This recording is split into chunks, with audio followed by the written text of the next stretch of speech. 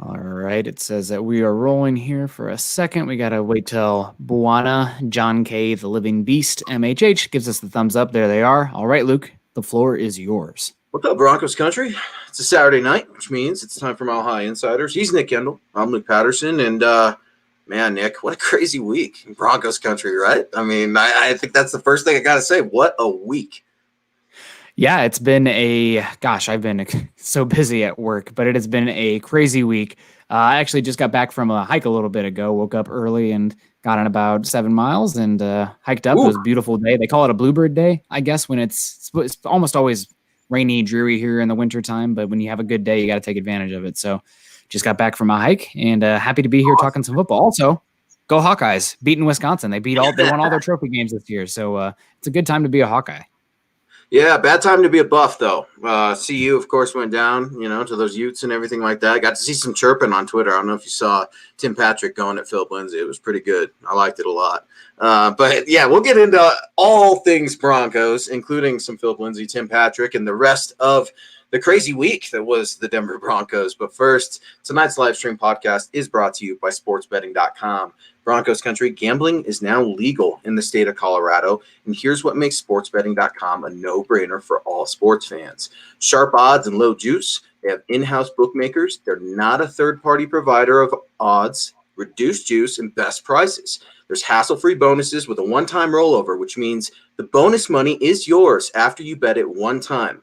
Other sites, they range between 5 and 30 times, but at sportsbetting.com, they have got your back. 24/7 live customer support, always a real person in the United States. Here's the kicker. At sportsbetting.com/Mile High Huddle, you can get a 100% risk-free week of sports betting up to $1,000. Not just one bet, but all of your bets.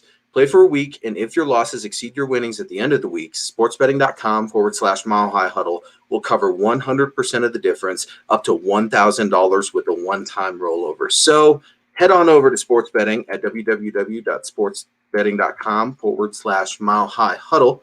That's www.sportsbetting.com/Mile High Huddle and capitalize on a risk-free week of sports betting up to $1,000.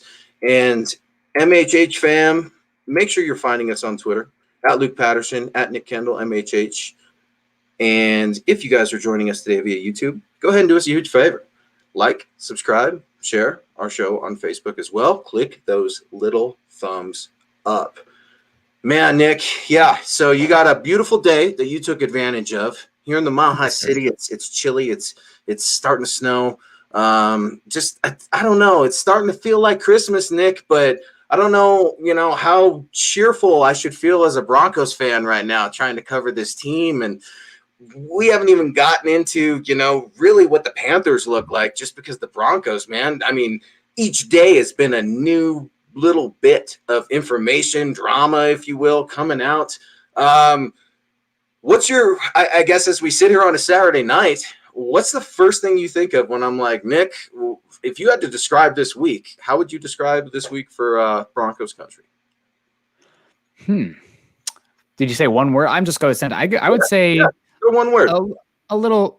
There's been a little hint of optimism, I would say. I mean, it's been Really? a up and down season. I think so. I think that most people, including me, you and me last week, thought that the Broncos were going to go into Arrowhead and it would be much of the same of how the Broncos have played the Chiefs since week 2, 2015, where they've not only have they gotten beat, but they've been embarrassed.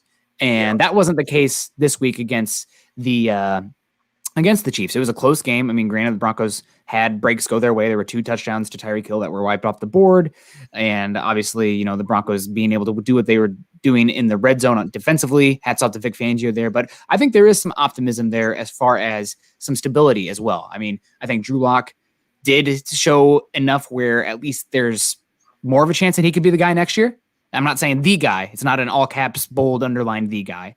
But I also think there's a little bit more stability with Vic Fangio. I mean, if you have, with how it decimated the Broncos defense is with injuries, and to hold that team to 22. I mean, Patrick Mahomes, he was an average quarterback last week with the EPA and all statistics. He's still not an average quarterback, but that says how good the Broncos defense was under Vic Fangio. So, I mean, I would say optimism. I came into that game having almost no expectations, and they circled what I expected. So, and then we got names coming in here. ZW Designs. I saw Paul was in the house. Pabby's in the house. CC's in the house. Cobra Commander. It's been a bit.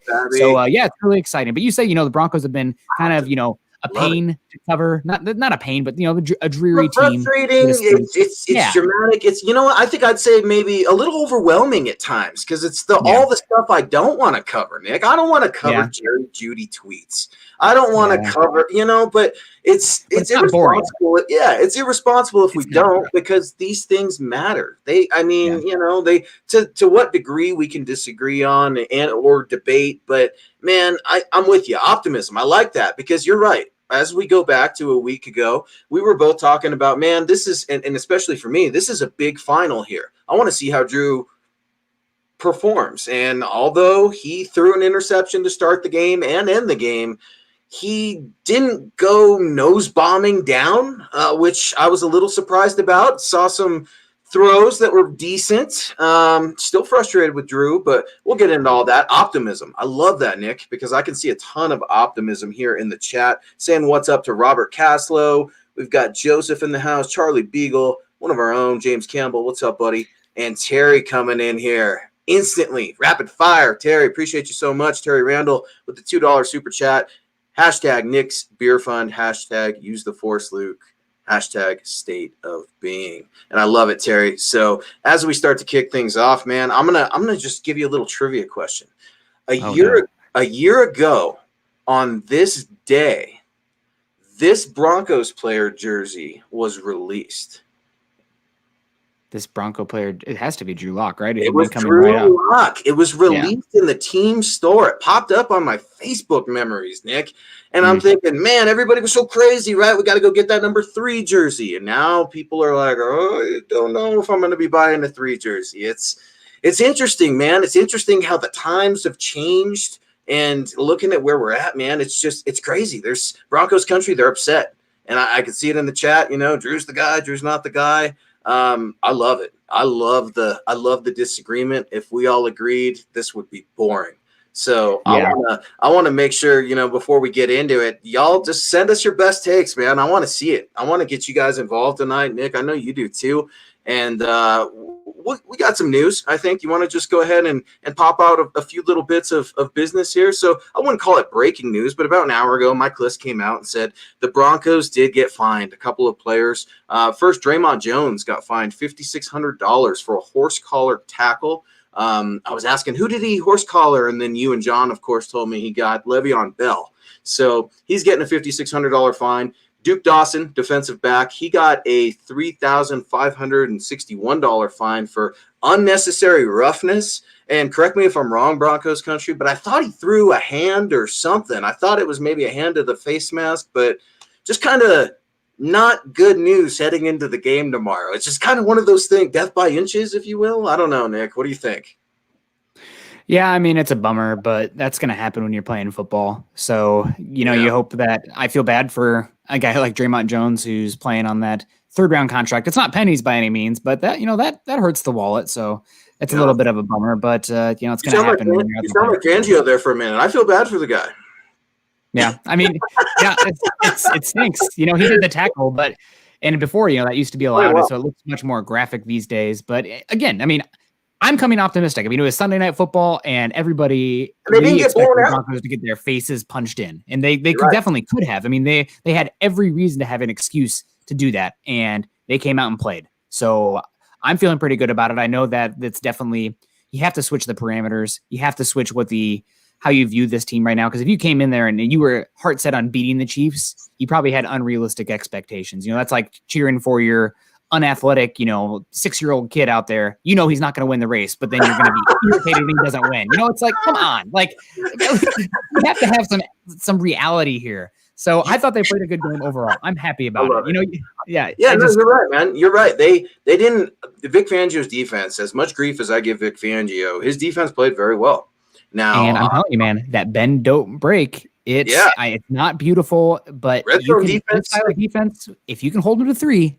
With how many points teams are putting up today, if you even have an average offense out there, which the Broncos, I know they ran the ball really well. Drew was up and down. They really kind of took the game off his shoulders, which we can have a whole discussion about that. We'll see what this Panthers game is. But they were in the game, and arguably, I would say the Chiefs are the best team in the AFC right now. I know Pittsburgh won, but they are winning a lot of close games. I mean, they don't really have the offense to keep up with the Chiefs, especially if it was like back and forth. You're definitely going with KC in that kind of game. So Broncos were respectable in Arrowhead in prime time. So you're right. So much to be excited about. Like, this team could be, I'm not going to say win the division next year, but they have the pieces to make the playoffs next year. It's just comes down to that quarterback. So we'll see.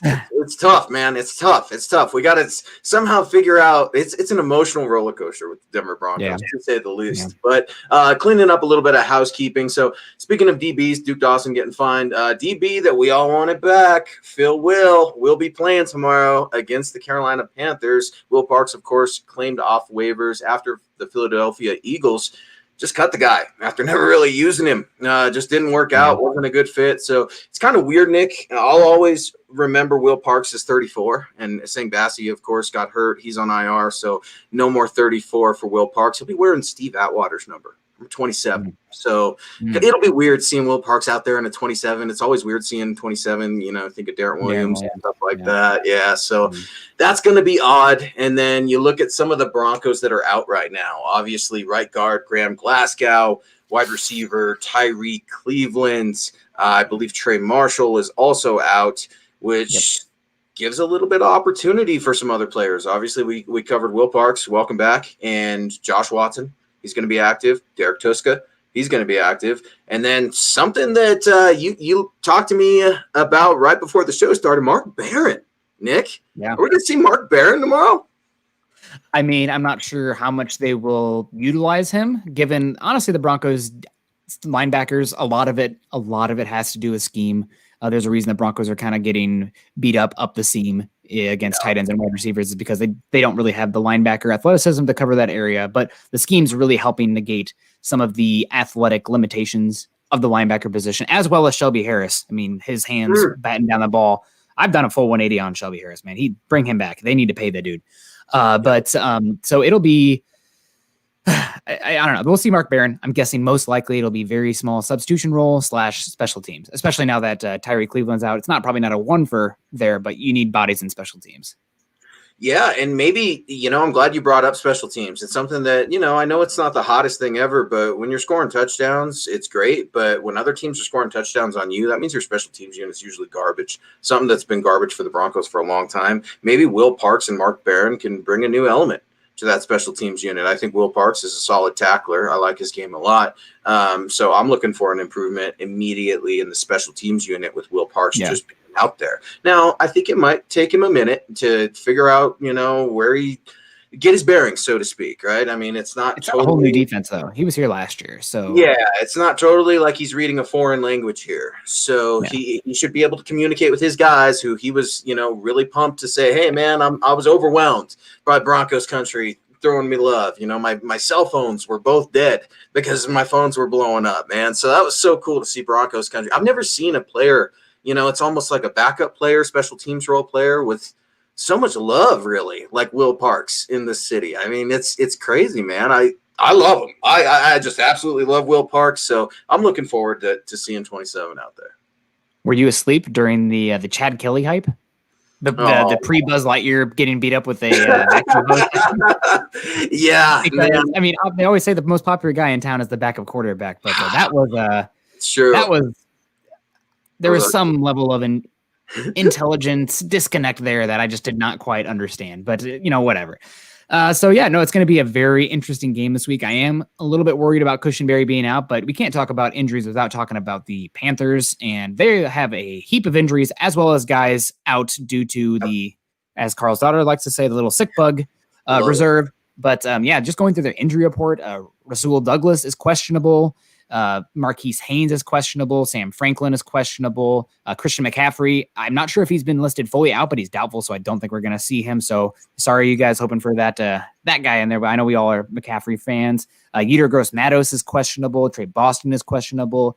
Ian Thomas, a good tight end from University of Indiana or Indiana University, whatever one it is out. I think Shaq Thompson is also been dealing with some issues, and I think Curtis Samuel will be back and Derek Brown will be back, but I think DJ Moore is going to be out. And he's one of the best young wide receivers in football. So this team is going to be severely limited. I am a huge fan of Matt Rule. He's like one of my favorite football minds. If you ever get a chance to, he's had multiple interviews on the Moving the Sticks podcast with Bucky Brooks and Daniel Jeremiah. And this dude he's brilliant. Panthers in a couple years, I think they're going to be well on their way, but they're definitely a rebuilding team. But I really think this is a game the Broncos got a great chance to win. If it was in Denver, I don't know. It's kind of a toss-up game, but I'm excited about the game, obviously. And, it should be a good one. I think Broncos should be expected to win. I think Broncos country should be expecting to win this week. And that's crazy for a 4-8 but I really think you guys, I have the Panthers winning by 1 because I think Locke is going to have some boneheaded turnovers. And I'm a really big fan of Brian Burns on the Panthers side of things. But I think it's going to be a close game. I think it's going to come down to the last possession.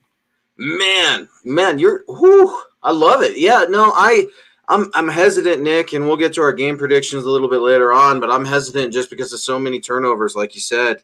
There's some rumblings right now that there's some players that aren't too happy, and I'm not just talking about a wide receiver like Jerry Jeudy. I'm talking about some players that are frustrated, not only on the defense, but just like, hey, man, like, this is it. We're just seeing the same thing every week. This is it. And it's kind of leading me down some of our super chats right now I want to get into. And I want to start hearing from Broncos country because go ahead. Sorry about that. We've got a couple in here. Yep. Sorry, me too. This is what happens when we press buttons and Bouye going to take our powers away.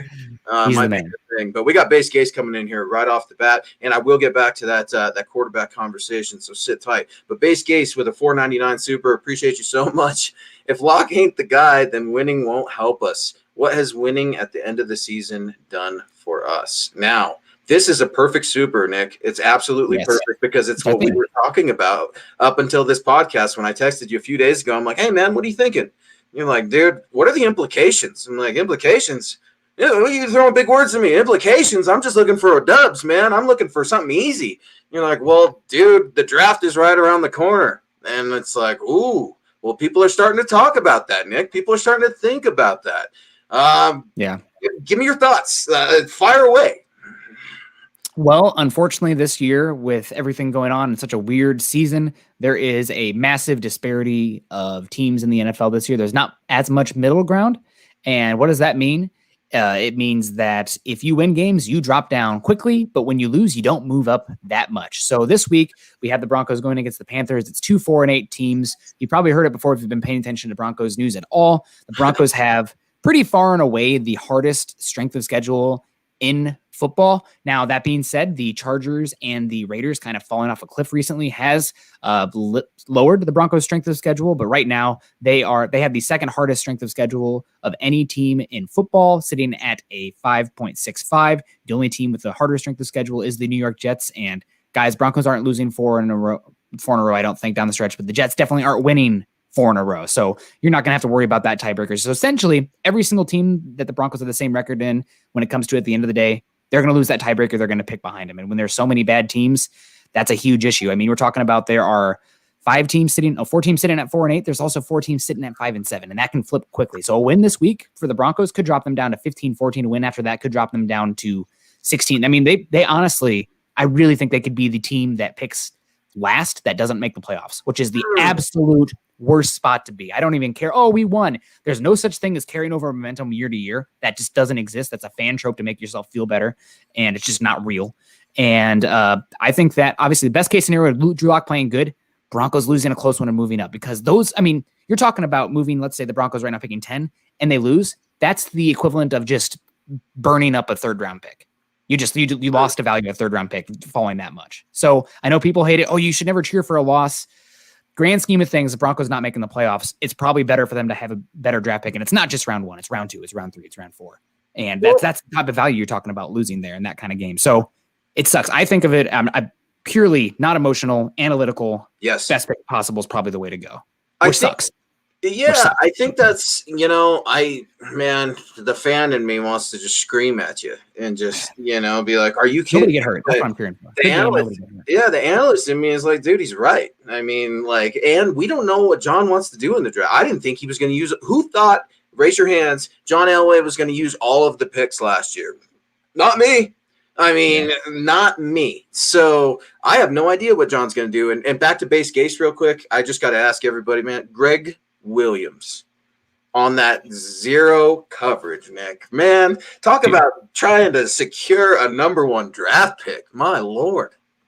Brilliant. However, that being said, that lost me my fantasy playoff game. So I was against David's Carr, coming in here with Case. that was I can't get behind that. I love it. I absolutely love it. And it ties into the content perfectly. So I absolutely love it. And I want to start getting some more supers in here. We got Stir King 31 coming in here. Thank you so much for joining MHI, man. Appreciate you so much.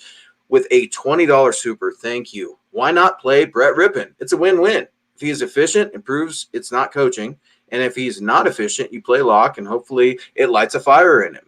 Nothing is given to you in life. Lock should have to earn it. Stir King, I like where your head's at, because something Shelby Harris said immediately after that game.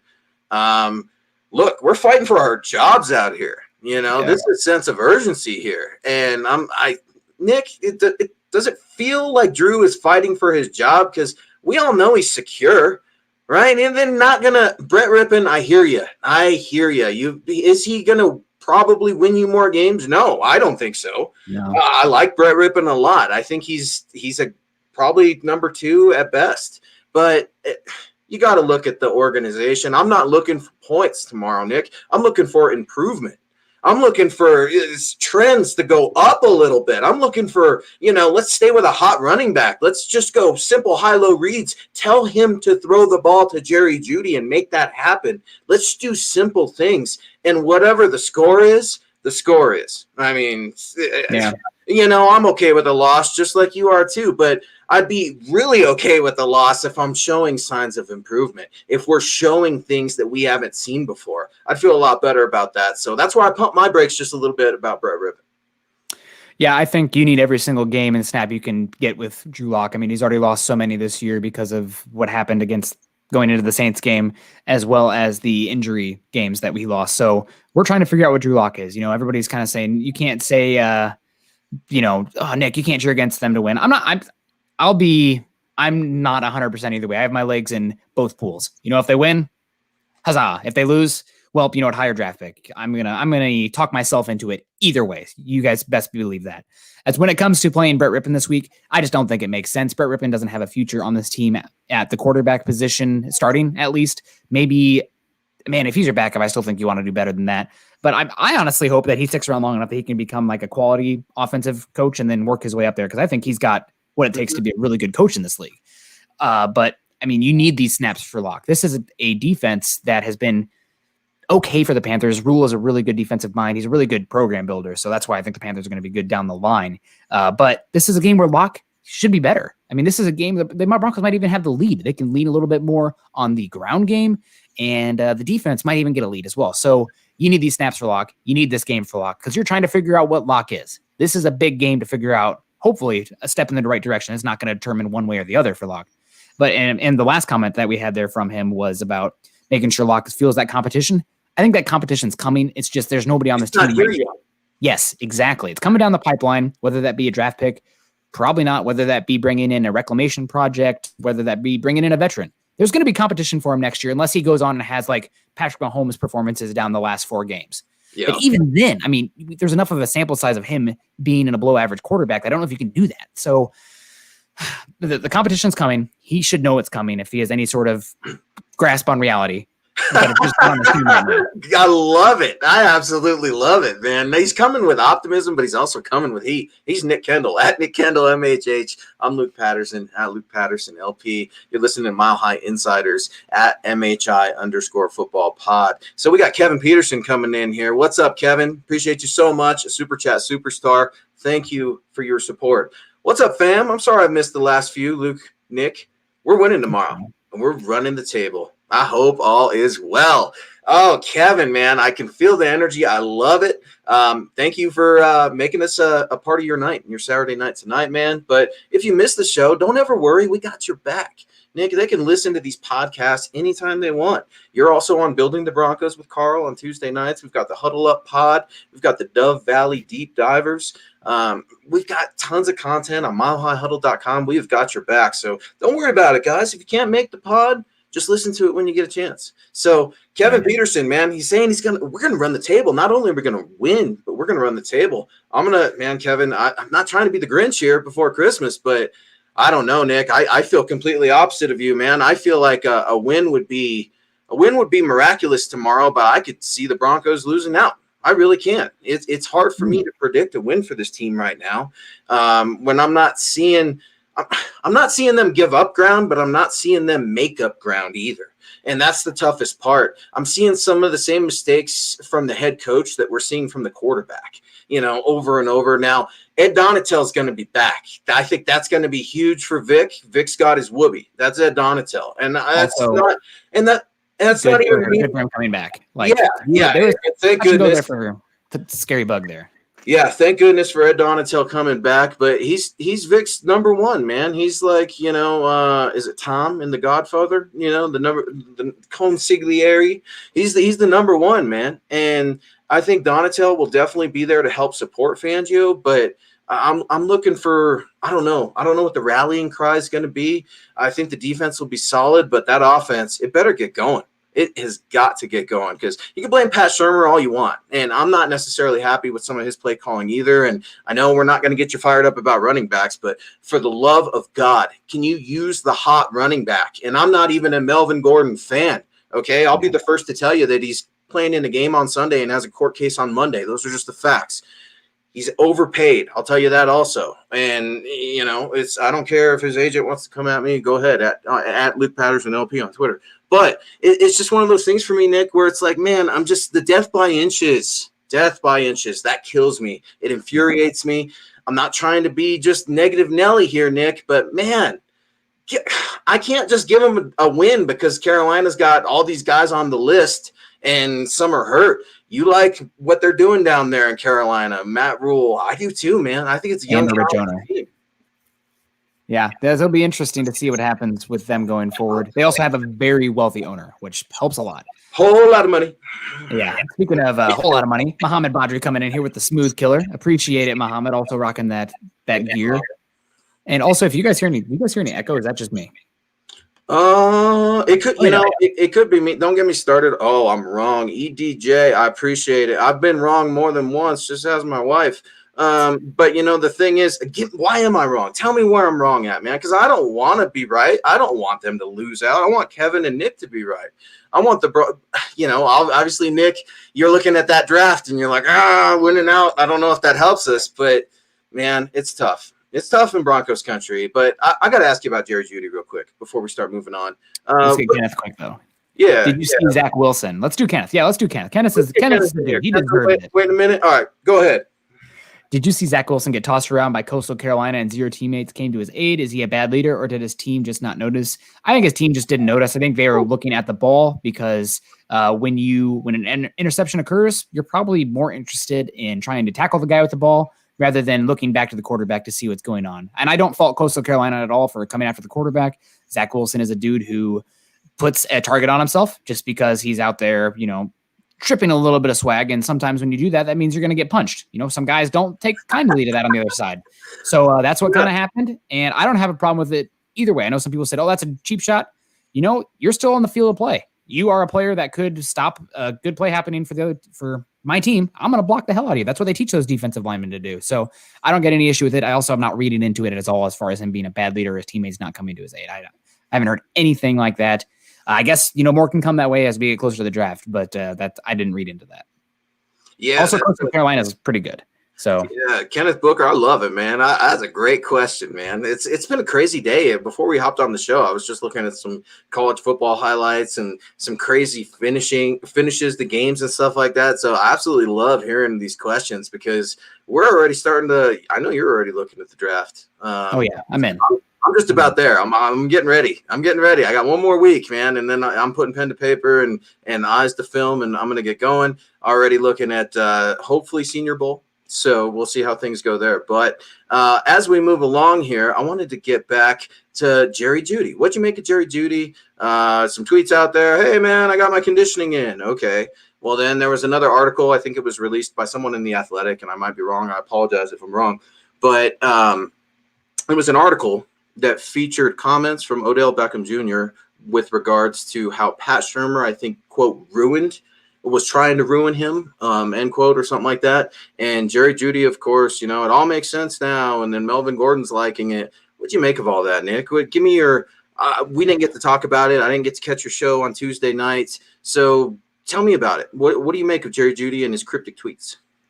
I mean, it's annoying, but I get him being frustrated coming from Alabama with the we'll just call it an air raid that they had there for the last few years where they could get him the ball like nothing. And I know that a lot of their SEC still has a lot of talent, but SEC defenses are not what they used to be. I mean, the college game has changed. You're already seeing that trickle up.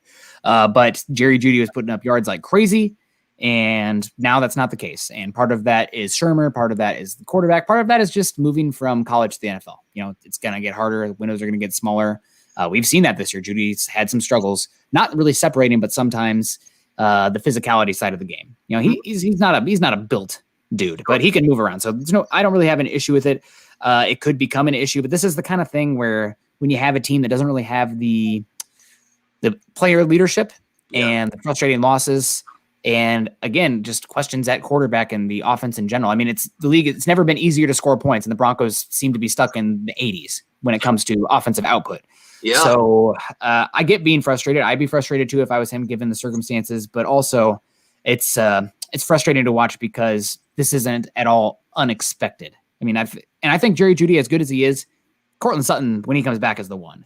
Jerry Jeudy will be that much better for having Cortland Sutton out there being that alpha guy on the outside, where Jerry Jeudy can do more work inside, outside with Z in the slot. So things are going to get better for Jeudy. Still very talented. He's a wide receiver. It's kind of, I'm hoping that he's not as much of a, I guess he's already gone, so we don't have to dance around anymore. Emmanuel Sanders was not well liked by people around the Broncos, not known as a good guy, despite his social media persona.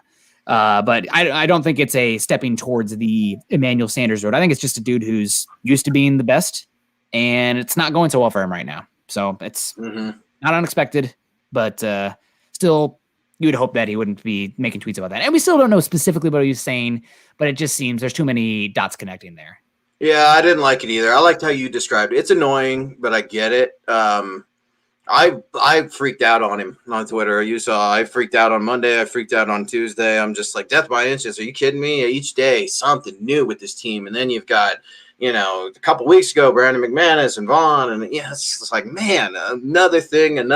So maybe I overreacted just a little bit with Jerry Jeudy. I'll give him some more room because he's a great football player. I still think he was the best wide receiver in the draft. I know his statistics don't necessarily support that. But like you said, you've got to look at some of the other factors, and it is a dependent position. So talking about being frustrated, Nick, AJ Bouye, where do you land as we're getting through this week? We're covering it, I think, a good time too, because I said I wanted to, get Broncos country involved, and they're firing out hot. And John's telling us on the private line, hey, man, you asked for it. You got it. And so I want to move along here. AJ Bouye, staring down the barrel of that suspension, right? Getting suspended. I think the appeal process already happened.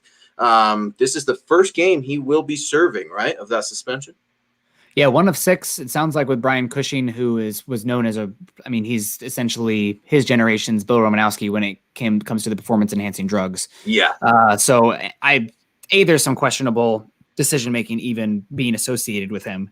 But AJ Bouye, he's been up and down the season. We saw some flashes, but the physicality and the tackling wasn't there. And also the injury issues, they've been issues since he went to Jacksonville, and they carried on this season. So it's a bummer, but also you're getting a chance to see some guys on the back end now. Michael Ojemudia is essentially the cornerback 1, and that's probably not ideal overall, but it's where we're at. And, you get thrown into the fire, especially for where the Broncos are 4-8. Like, that's probably not a horrible situation. Also, the Broncos are going to save some money on AJ Bouye. It's a 6-game suspension. They don't have to pay him for these ones. That's money in the pocket, which the Broncos need. Let's just call it as it is. Yep. And I think that's probably the end of Bouye in Denver, barring some sort of massive contract change. I think that probably goodbye. So but it's like Patches O'Houlihan in dodgeball. Bye-bye. That's awesome, dude. I love it. Yeah, I agree. It's frustrating, man. It's one of those death by inches things. And I know Coach Fangio said he knew about it. AJ Bouye came to him earlier. And while that sounds all good and fine, man, I mean, the fact is you got popped. You got popped. All right. Right, wrong, or indifferent. You got popped. And now you got to do the time. So I was disappointed in that. I said I was a little disappointed in Vic Fangio's approach because I find myself really liking this kid, man, this Iowa cat, Michael Ojemudia, man. I like him, Nick. I like him a lot. It bothered me so much when they benched him because it's like, okay, he struggled against Julio Jones. Tackling her, okay, come on. A couple tackles against Pittsburgh, give me a break. I like 23 out there a lot. I see tons of potential. So it bothered me because I'm like, sometimes I feel like Vic plays favorites with the older players, and he's got a thing, man. He's got a thing against the older players and the veteran coaches versus the young coaches. Rich Cangarello. And things like that, it just adds up, man. So it was a frustrating thing to see AJ Bouye, but I think he's gone, man. So I guess better late than never to get Will Parks back, because when you see Asang Bassi and Bryce Callahan, and what do you make of Bryce Callahan, dude? I mean, the fact of the matter is he was balling out of control, but here we are, another injury. And I know, it's not like the guy wants to get hurt, but it is what it is. It's almost, Jake Butt-esque. Yeah, I mean, he took a pay cut to come back this year, and we saw a really high performance from him. So we'll get another year with him next year. I don't know how much you can depend on him to get through 16 games, but you're going to get some high play from him either way next year. So cornerback right now is looking like the biggest need on this team outside of the quarterback position, which, we can debate that all day. It's it needs to be evaluated in a different space than the rest of the roster, just because that's where it starts and ends. Right. But we got Pabby coming in here hot. Pabby from the great state of Iowa, go Hawks. They won again today, beat Wisconsin. Sorry, I have to get that in there. Pabby, I think, is in the central Iowa, so I don't know if she's a Hawkeye or an Iowa State fan. I wonder about that one. But coming in here, looking forward to the Broncos versus Panthers game tomorrow, and rest of the last few games. Hopefully 2021 will be better for all of us. I think that goes hopefully beyond football as well. 2021 will be better. And thanks everyone. Go Broncos. Pabby, thank you. You're a doll. We always appreciate it when you come on here and grace us with your presence and your football takes and just your positive energy. We really do appreciate that. And we got Stew Meat coming in here. Yeah. Thank you. Stew Meat. Also, we got Baby Yoda coming in there. So we do, we see you, Stew Meat. You watch The Mandalorian? With your consent. Go ahead. You watch The Mandalorian, Nick? I've seen the first season. I am such a binger when it comes to it that I don't want to wait a week by week. So I am waiting for this season to end, and then the day it ends, I'll probably watch all of them in 48 hours, no sleep kind of thing. I'll just watch it all. I love it, dude. I'm addicted to that freaking show, man. I'm a Star Wars nerd through and through, man. And then we got Chloe coming in here. What's up, Chloe? What's good, Broncos country? What is good? I think I'm getting it.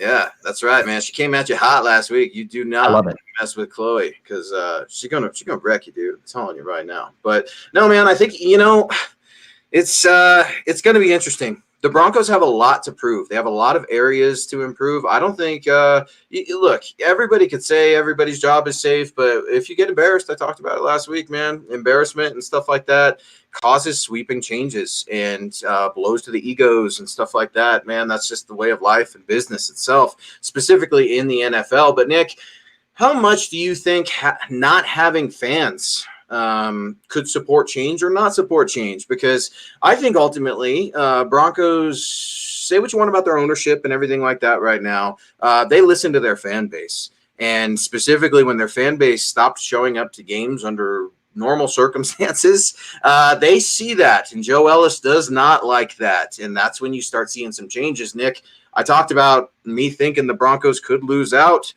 If they lose out, Vic Fangio is going to be sitting there with the same record as Vance Joseph, and that's ugly, right? I had somebody come at me on Twitter about this very conversation.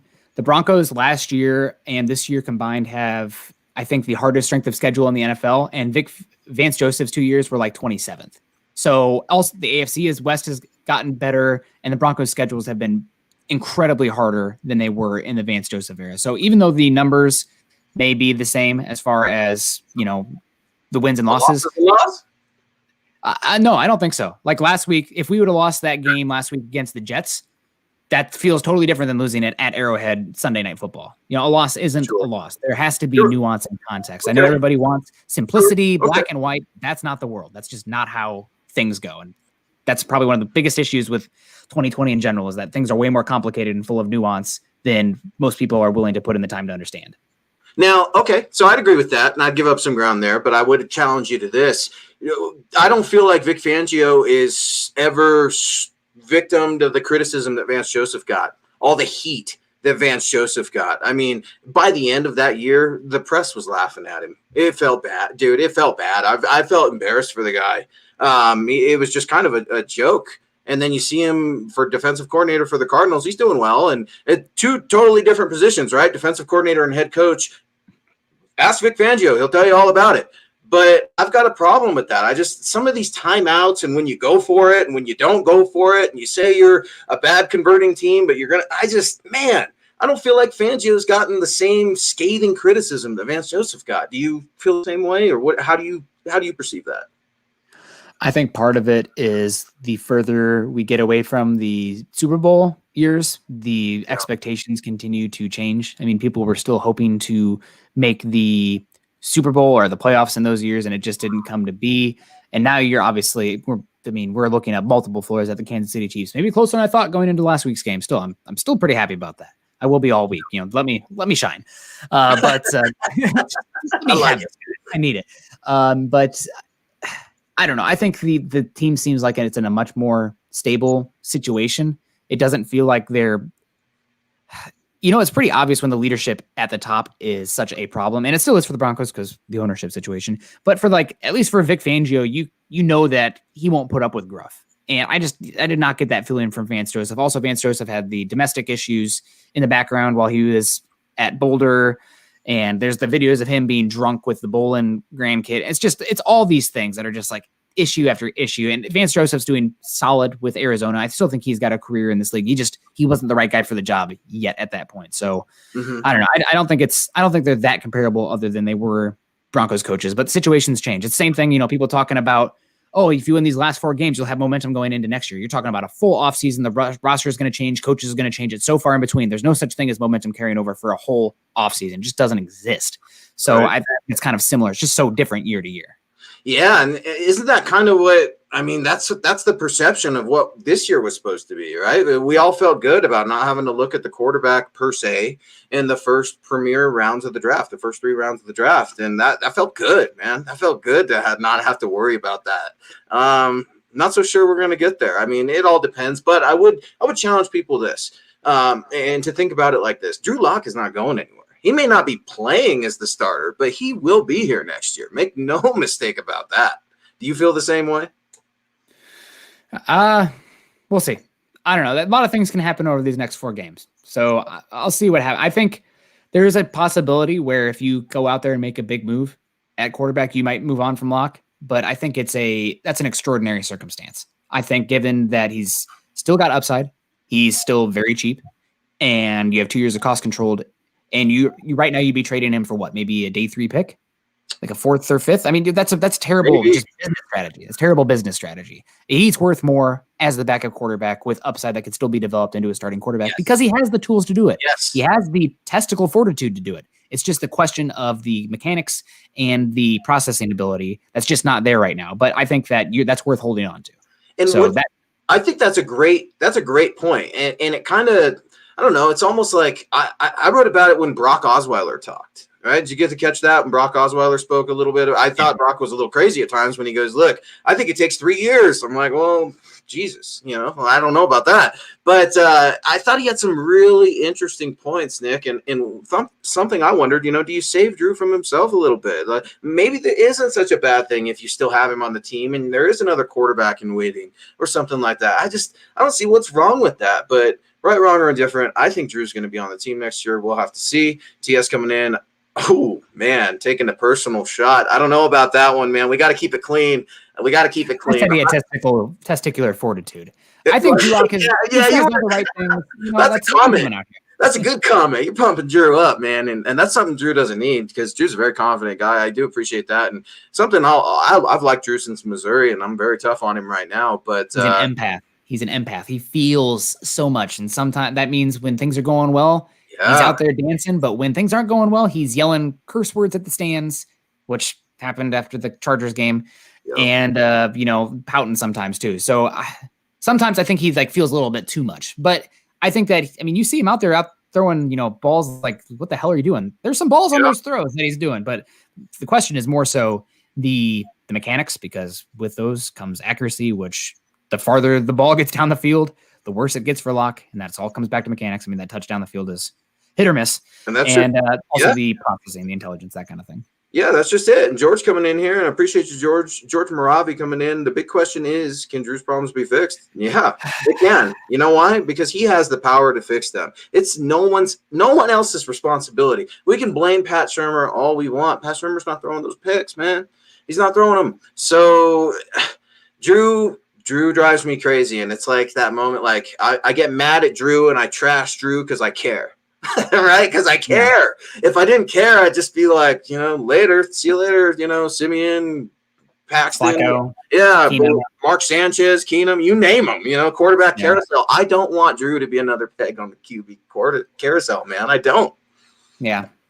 I mean, it's just honestly at this point, you're hoping for him to become a Derek Carr level quarterback. Which, when things are right, Derek Carr is a good enough quarterback. I think he could win a Super Bowl. But now, granted, you need a really good team around him. But that's good enough, and that's something the Broncos haven't had for a while. And I think this is actually a pretty darn good team coming up around him. It's just really that quarterback question. How far can he take them? So we'll see.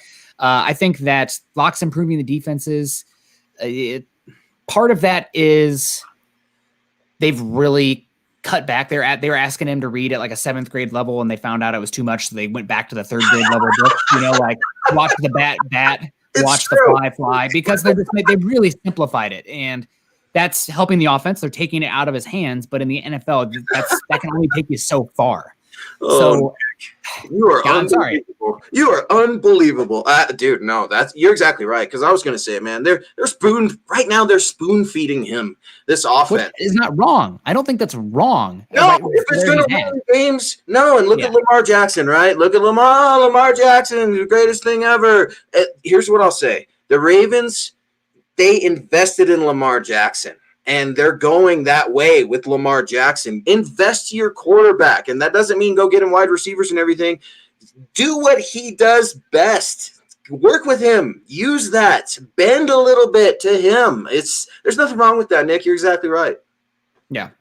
And, I mean, I will say the Broncos have done a lot to invest in the quarterback position. People keep saying they need to do more. Well, Broncos went out, and it doesn't mean they always make the right decisions, but they paid a hefty amount for the right tackle. He left because of that bug. And also, who knows what he'll play again. We'll see. Glasgow, they spent money on that. They spent the 3rd round pick on who many people thought was a lot of people really liked as one of the best centers in this draft. Reisner, early 2nd round pick. And Garrett Bowles is playing like one of the best tackles in football. So you can't say that they haven't invested in the offensive line. Oh, and also they got this guy named Mike Munchak in here. And then they went out, 1st round tight end. They went out and got his best friend at Mizzou, Alberto Cuebanam. They paid another running back, and they drafted wide receiver round 1 and 2. I mean, it's not like they haven't gone out there and done everything they could to help the quarterback position. At some point, it comes down to the quarterback, and you can say he's not ready enough. I know everybody will say, look at Allen's first 2 years, but Josh Allen had the best arm in the league. He was the best red zone weapon in football. But I don't care, tight end, center, power forward, didn't matter. He was the best red zone weapon in football. It's just it's not apples to apples there. No, they're different I don't have to explain this to you, Nick. They're entirely different profiles, man. Like I cannot stand that either. That's where I'm with you, man. I love having this show with you, man, because we're able to playfully banter and give each other some hell. But that's just it, man. Like you got to tell the truth. And I want to ask you about this. Willie G coming in here. I didn't catch this. Anyone else catch Garrett Bowles yelling at Dalton Reisner after a bad play Sunday? I'm probably reading too much into that, but I like it. Did you see that? Because I was watching the All 22, and it cuts a lot of that stuff out for coaches' film and stuff. What'd you make of it? I saw him yipping at some point. I could not tell if it was at the Chiefs or Reisner, but I mean, with the way Bowles is playing right now, I think he's actually got a little bit of clout to say, "Hey, Reisner, get your head out of your butt." Like Reisner comes in as the nicer guy, but I mean, Bowles is blossoming, and not just as a player, but as a person. I mean, that interview he had this year was the best anybody's had this year for the Broncos. That was probably some of the best Broncos tape we've seen this year, and that includes the football games. So, I mean, if he's coming out there and he can be that guy and actually deliver that message with some weight behind it because of what he's doing on the field, where he's come from, God bless him. I'm all about that. Yeah, I'm okay with that too, man. Somebody needs to raise their voice. Somebody needs to do something. I didn't think Garrett Bowles was going to get a contract extension. I didn't think he'd be playing so well. Heck, maybe he's a leader, and we haven't seen it yet. That would be great because somebody needs to grab hold of this team. And John, if we could go back to real quick to Ma, I think I don't want to. Ma, I don't know if you're trying to trick me and get me into trouble with the YouTube people. Maho coming in. Have your D-line take it easy on my Bills when we meet. Speaking of Josh Allen and the Buffalo Bills, Nick, the Broncos, we're going to have to play the Bills. Oh, man, I don't know about you, man. I like watching the Bills. They're an exciting team. I've always liked Josh Allen also with the Wyoming connection. I had Paxton. Yeah, they're a fun team. I love McDermott, and I do too. Yeah, I mean, yes, great. They've done a good job. Isaiah McKenzie, like they're utilizing him, and like he plays well. It's just he needed the Bills, man. He needed that was his calling. He needed this is the way, right? Bills Mafia. Part of it's the offensive scheme. I mean, he's not really a wide receiver; he's a gadget there. But when you have again the best red zone weapon in football at the quarterback position, and you have a gadgety fast guy that can come on jet sweeps and either that guy's taking it around the edge or the 6'5", 250-pound Cam Newton like athlete at quarterback takes it to the other side. I mean, it really makes it so much harder with assignment football and getting bodies to the football in the goal line packages in the red zone. So it's pretty good. I mean, I'm happy for McKenzie. Always thought he had talent. I'd never thought he would profile as a wide receiver, but that's just another. Oh man, those drafts did not hit that well. So we'll see. We have Moody versus Diggs. The one thing I will say, and this is a testament to Fangio and how he prepares these guys and Donatel, the Broncos have issues at cornerback right now. They don't have great athleticism at linebacker, but in the scheme, they limit damage. They'll give up yards, but you're going to have to nickel and dime them down the field unless you have a Tyreek Hill where you can beat them over the top. But you're going to have to nickel and dime them down the field. You're going to have to earn it. So while Diggs versus Ojemudia is an issue, I think with the scheme here, especially with the two safeties, Justin Simmons playing as good as he's played in his career, again, another pay-the-man guy.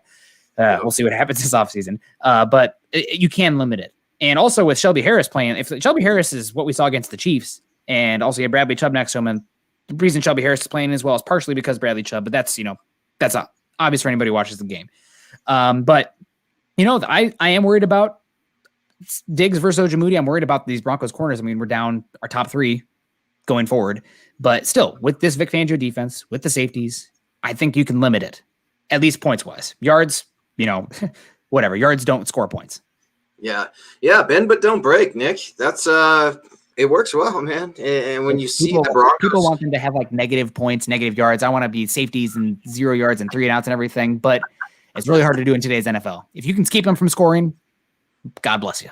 Yeah, I mean, that's just it, man. And I still like the old adage, I don't know how true it is, but I still love it. Defense wins championships. I love it. I know it's changing and maybe already has changed, but let me have it, okay? It's all I have, 2020. Let me have defense wins championships. It's all the Broncos have right now. I need this offense to score above 16 points a game. But speaking of needs, you said it earlier, Nick, Broncos are going to need some cornerback help. Already looking in the 2021 draft, Kenneth Booker coming in with another super. Appreciate you so much, Kenneth. Is there a quarterback? Oh, not corner. My bad. Is there a quarterback that might slip that has raw talent? All right, Nick. So we've got 4 quarterbacks right now that are pretty premium, right? 1 through 3 at least. At least 4, just off the top of my head, because I haven't gotten into it. Do you see a sleeper, a Mr. Irrelevant quarterback that maybe in the back of your mind you're like, that'd be a curious project and maybe competition for Drew? I do have some guys. I will be the first to say I'm pretty staunch on this on Twitter. I don't hold back. I would not take Kyle Trask to do anything for me on my football team. I know that he's putting up yards like crazy, but Case Keenum's the all-time leading passer in college football. Didn't do diddly for him being a great quarterback in the NFL. I mean, he's getting paid to do it, so God bless him. But same with my boy Cole Brennan at Hawaii, right? Yeah, sets all these records and just can't play in the NFL. He has the best mismatch weapon in football in Kyle Pitts, who should be, I mean, he's one of the best tight ends I've ever seen, especially at a wide receiver or a receiving position. He can't block, but like when he's that size and can run like he does, he doesn't need to block. Kyle Trask is a quarterback with mediocre arm talent and like no mobility. I'm out. I'm not in. Every single quarterback that's busted in the last 5 years has been that guy. So yeah, that's who I call him too. Trask is SEC Mason Rudolph. Nope, no thanks. We got people coming in here. Guy that I thought might be a little bit of a sleeper here. Desmond Ridder at Cincinnati. Watch Desmond Ridder. He is a heck of a lot of fun. He has a good arm talent, but he's so mobile. I mean, he gets out there. I know some people, this will cause feelings that go outside of football for some folks, but I've heard some Colin Kaepernick comparisons to him. I think he's got a little more touch, maybe a little less raw arm talent. And another guy, speaking of Kaepernick, his alma mater, Carson Strong out at Nevada is also a guy that I like a heck of a lot. Very talented. I also like Malik Reed at Liberty. I think he's going to come back, though. A lot of it will depend on what happens with their head coach, Hugh Freeze, who's done a lot for Liberty. But Malik Reed's kind of like a little bit of a baby Lamar Jackson, which means he probably won't go to Denver. But I like him a lot. But I think guys that I'm keeping my eyes on, I really like as sleepers, Carson Strong at Nevada and Desmond Ridder at Cincinnati. Everybody knows Mac Jones. I would take Mac Jones before Kyle Trask. I know he's putting up yards, but it comes down to tools. You know, like the quarterback said, you had Josh Allen and Dwayne Haskins, good quarterbacks, but they didn't have the arm talent, didn't have the mobility. They couldn't rely on either of those things during their development phase. I'd see the same thing with Kyle Trask, but even lesser so because the arm talent's not great. The ball placement, it's all this stuff. It's like, I'm out. Yeah, you would have to, you have to have resources, you have to have talent, and you have to have the right fit. I think that's the fit right now is what we're wondering, I think, with Drew Lock, at least for me, because I know he has the talent. We see it. That's the most frustrating thing about Drew. But like you said, man, sometimes I think he crawls into his own head a little bit. And I think he cares so much that it's paralyzing him at times. I see him staring at the Jumbotron. You do too, man. And I know he feels bad. I know he doesn't want to say the same thing every week. I know the guy doesn't want to talk about his mom tweeting fire back response. I know he doesn't want that. I'm not making excuses for his play, but it's all about fit, man. It's all about fit. And we're starting to wrap things up. So, man, I do have a question for you to get out of here, though. This is an interesting one. The chat can get along too. So when a NFL expansion team comes along, teams get to protect 10 players. This is just the scenario. Get it to protect 10 players.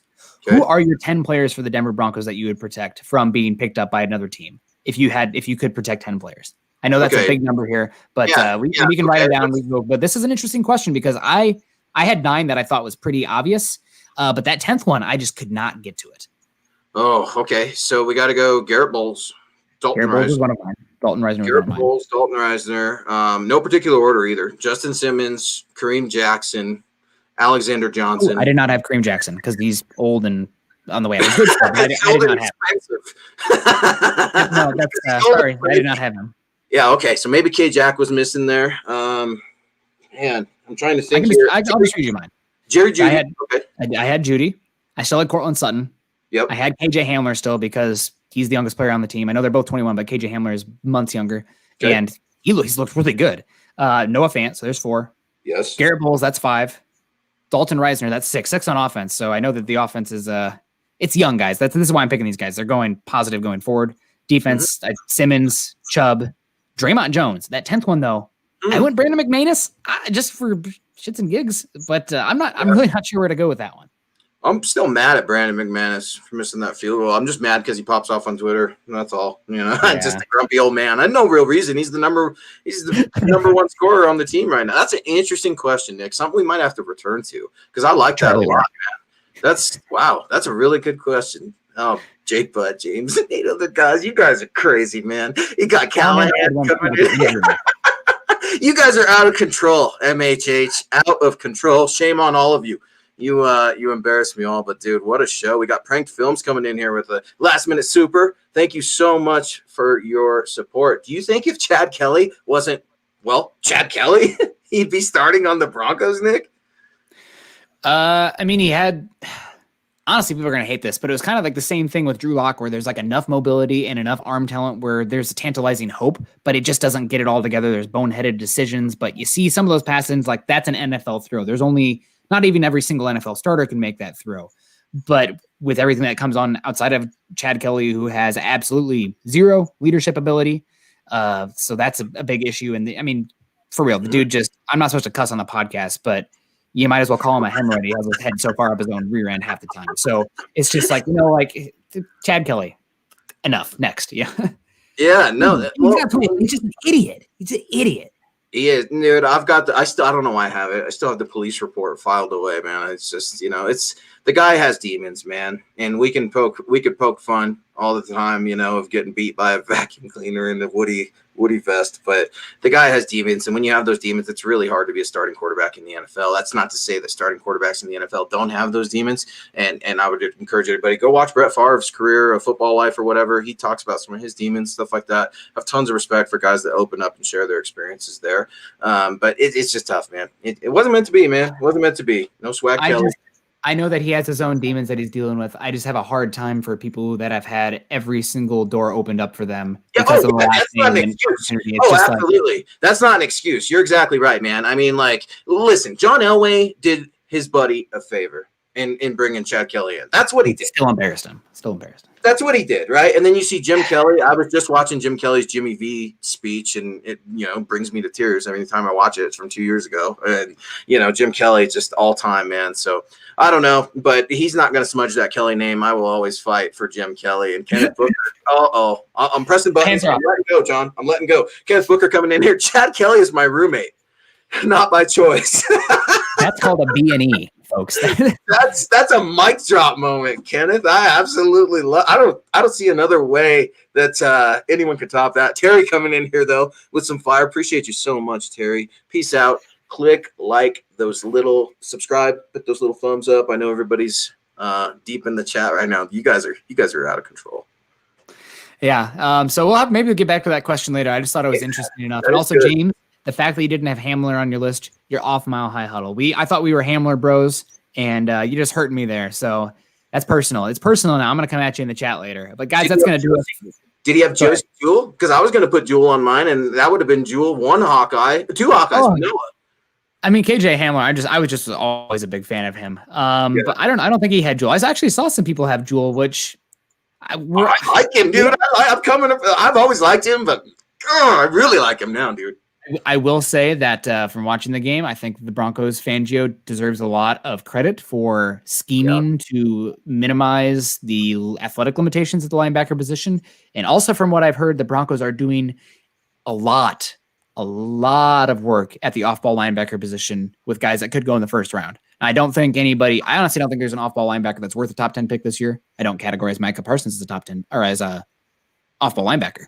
But we'll see what happens. It does seem like they're going to, they're really, he did have Hamler on his list. James, you're back in the inner circle. And also Ojemudia. So more Hawkeyes in there. But guys, we got to get out of here. If we get too long, Chad gets a little cranky with us, and we don't want the boss getting mad at us. Happy boss, happy Hoss. I don't know. Happy life. But that's going to do it for MHI this week.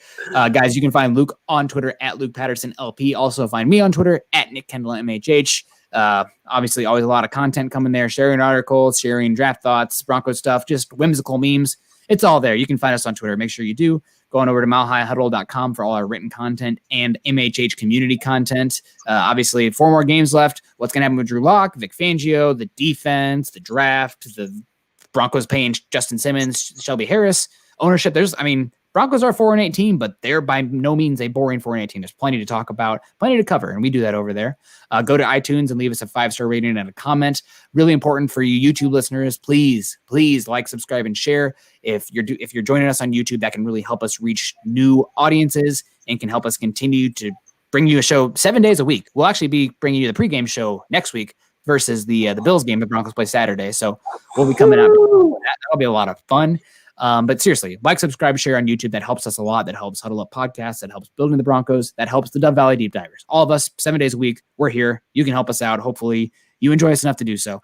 Also, like on Facebook, leave us an iTunes rating. All that jazz really helps us a lot. Follow us on Twitter at @MileHighHuddle and at @MHI_football_pod. Guys, we got to get out of here. We love y'all. Stay safe. Man, we really appreciate the comments too coming in here. Great pod. I thought we brought some good energy here. I'm a little bit slap happy after that hike today, so it was good to be out there. And also, gosh, I'm optimistic. You asked me for the word of coming out that Chiefs game. It's a loss, and I know there's no moral victories, but 2020 has been, talk about a world of suck. It's been a year of suck for a lot of people, and we'll take it as we can get. As always, stay safe, make smart decisions. Go Broncos. Go Broncos.